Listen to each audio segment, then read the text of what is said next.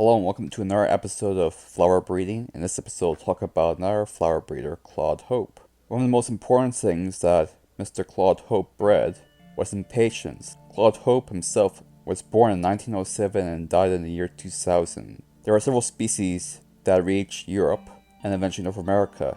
Impatiens balsamina, a popular garden plant in the 19th century but slipped out of favor until Impatiens valeriana appeared. Due to its ability to thrive in shade, it became very popular. Other plants were found shortly afterwards, like Impatiens hawkeri or Papua New Guinea impatient. Two firms worked on breeding new varieties of Impatiens valeriana, the Ball Seed Company and the William Marchand firm. These two worked on a joint project with Claude Hope in the hopes of breeding new varieties of Impatiens valeriana. Claude Hope's firm, the Pan American Seed Company, released the Elephant series and Super Elephant series in 1968, breeding an additional 8 colors of Impatiens valeriana.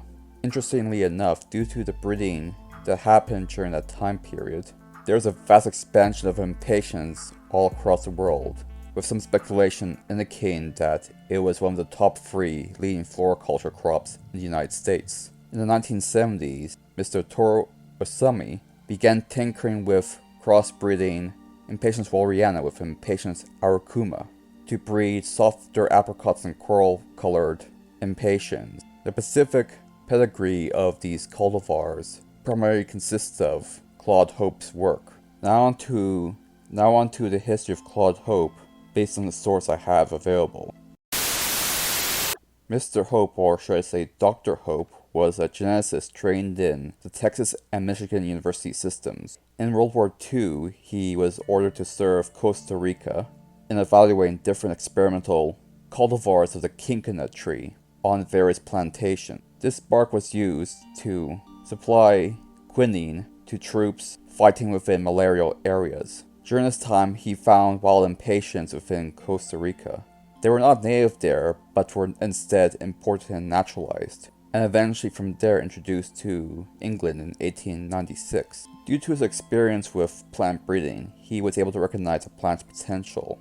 After the war ended, he founded the Pan American Seed Company with Charles Weddell and W.D. Hawley, as well as establishing a ranch in Costa Rica to farm out new varieties. At first, Dr. Hope and Dr. Weddell devoted themselves to breeding commercially viable hybrids, specifically of petunia. Indeed, they released the first yellow multiflora petunia and the first hybrid petunia called Comach. The primordial work on petunias was started by Miss Theodosia Burr Shepherd, initially built upon Petunia nicrifolia and crossbreeding it with Petunia integrifolia. These two are easily hybridizable and could crossbreed with each other frequently. This series of hybrids became a species unto itself called Petunia multiflora.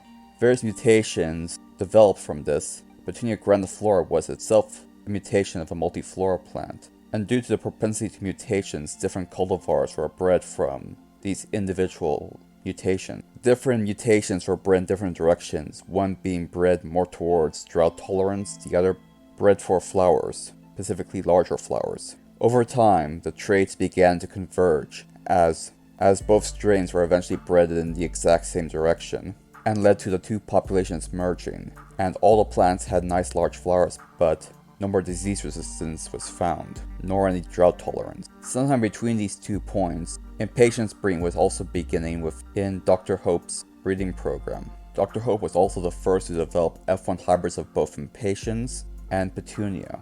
But now I must digress and go to his early childhood. Dr. Hope started off as a farmhand and child of farmers in the town of Sweetwater. Ironically, the town lacked water. Basically, he did chores, school, and homework until he left for college, where he worked at the Texas Technological College, majoring in horticulture. Afterwards, he worked for the Department of Agriculture in Arizona for a few years, and then went into a graduate program within Michigan State University. Due to this history, he saw similar history within many of the Costa Rican workers, and made every effort to make their work easier than his work in his childhood, including a pension fund and health benefits. Due to this and his extensive hard-working attitude, he was referred to as El Capitan, a term of respect within that society. He was also the first within Costa Rican society to allow for females to work within his business. In time, the Ball Seed Company merged with the Pan American Seed Company, allowing for further breeding programs to develop.